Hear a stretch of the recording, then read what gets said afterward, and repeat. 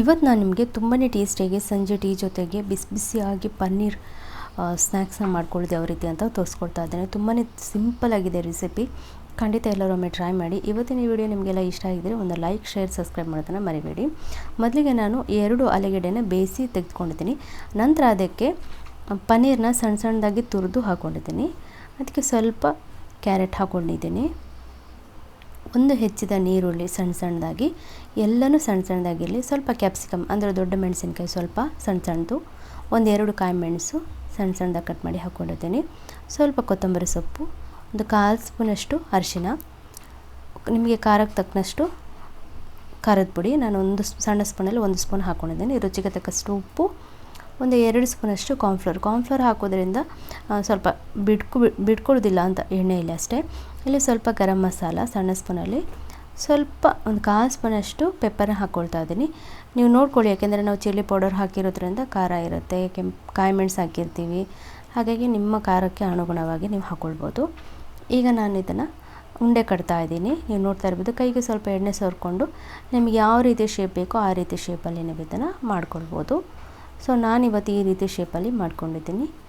ನಿಮಗೆ ರೌಂಡ್ ಶೇಪಲ್ಲಿ ಆದರೆ ರೌಂಡ್ ಶೇಪ್ ಮಾಡ್ಬೋದು, ಅಥವಾ ಬಾಲ್ ಮಾಡ್ಬೋದು. ನಾನು ಈ ರೀತಿ ಮಾಡಿದ್ದೀನಿ ನೋಡಿ. ನಂತರ ಇಲ್ಲಿ ಒಂದು ಬೌಲಿಗೆ 2 ಮೊಟ್ಟೆಯನ್ನು ಹಾಕ್ಕೊಳ್ತೀನಿ.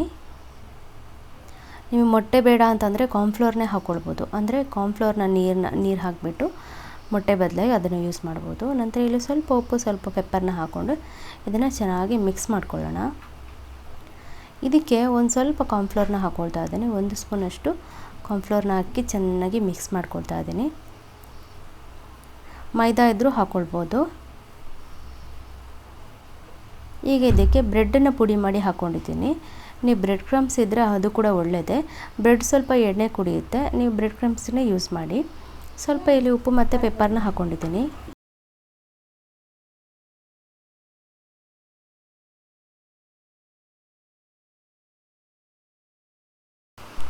ಈಗ ನೋಡಿ, ಈ ಪನ್ನೀರ್ ಎಲ್ಲವನ್ನು ನಾನು ಮಾಡ್ಕೊಂಡಿದ್ದೀನಿ.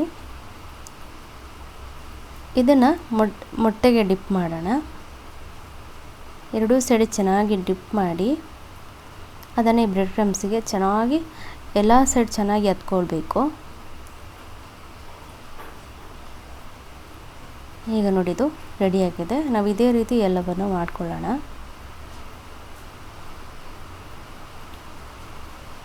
ಈಗ ನಾನು ಎಲ್ಲವನ್ನು ಮಾಡ್ಕೊಂಡಿದ್ದೀನಿ. ನೀವು ನೋಡ್ತಾ ಇರ್ಬೋದು, ಇದರೊಳಗೆ ಚೀಸ್ ಹಾಕಿದರೂ ಕೂಡ ಒಳ್ಳೆಯದು. ಈಗ ಎಣ್ಣೆ ಚೆನ್ನಾಗಿ ಬಿಸಿಯಾಗಿದೆ. ನಾವು ಇದನ್ನು ಹಾಕ್ಕೊಳ್ಳೋಣ. ಎಲ್ಲವನ್ನು ಒಮ್ಮೆನೇ ಹಾಕ್ಕೊಳ್ಬೇಡಿ, ಒಂದು 5-6 ಸ್ವಲ್ಪ ಸ್ವಲ್ಪ ಹಾಕ್ಕೊಂಡು ಫ್ರೈ ಮಾಡ್ಕೊಳ್ಳಿ.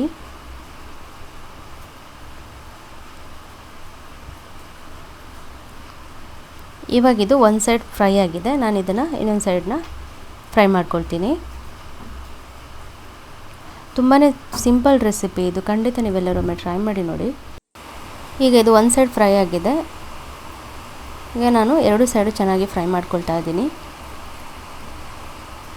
ನೀವು ಇದನ್ನು ಫ್ರೀಝರಲ್ಲಿ ಮಾಡಿ ಕೂಡ ಇಟ್ಕೊಳ್ಬೋದು. ಎಷ್ಟು ಬೇಕಷ್ಟು ಇವಾಗ ಫ್ರೈ ಮಾಡಿ, ಬೇಕಾದಷ್ಟನ್ನು ಫ್ರೀಝರಲ್ಲಿ ಇಟ್ಟು ಮರುದಿವಸ ನೀವು ಇದನ್ನು ಫ್ರೈ ಮಾಡ್ಕೊಳ್ಬೋದು. ಸೊ ಇವಾಗ ನೋಡಿ, ಎಲ್ಲ ಫ್ರೈ ಆಗಿದೆ.